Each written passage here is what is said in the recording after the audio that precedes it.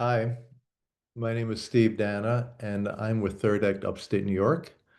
I'm a former educator who began his career working as a scientist with NOAA and the U.S. Naval Oceanographic Office. I've been concerned about climate change for decades, since the 70s, and we all know what it does, so I'm not going to go there.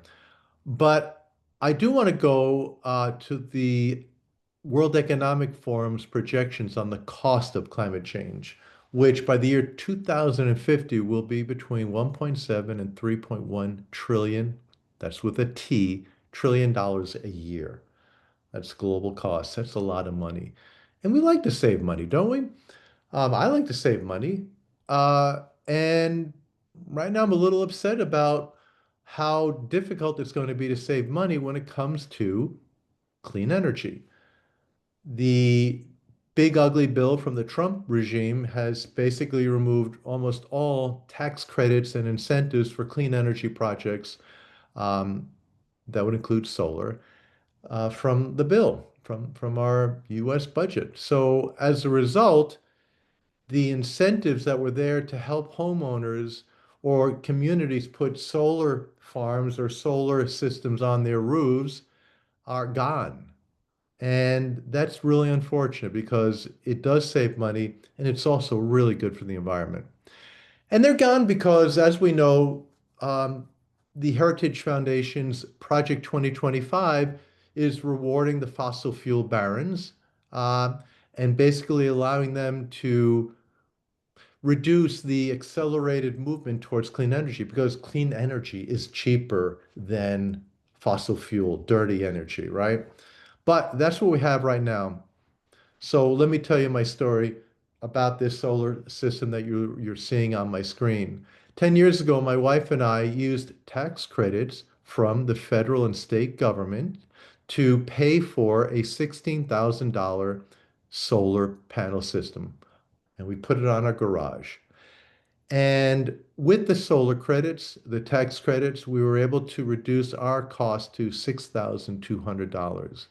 And a lot of people in my community did the same thing. Why not? You save money, whether you're a Republican or Democrat. It's just logical to save some money, taking advantage of these tax credits.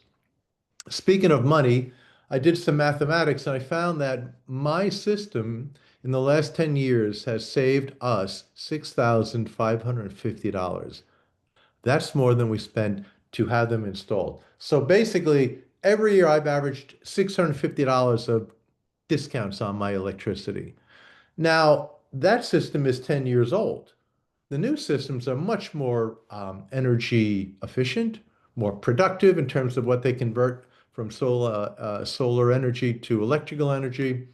So the savings will probably be better for those people that put those panels on now.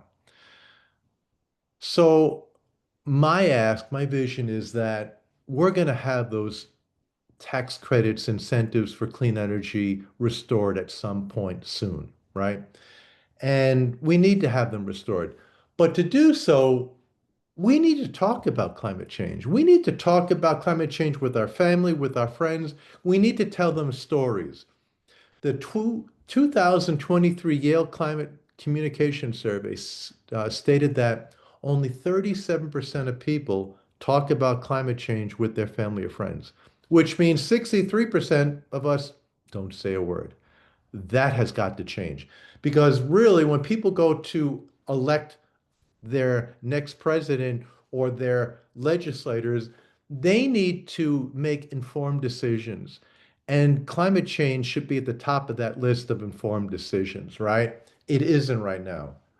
And we can change that by telling stories. I told you my story about the solar panels on my garage and how we were able to afford it. I told you the problems with the Trump regime's big, ugly budget, et cetera, et cetera.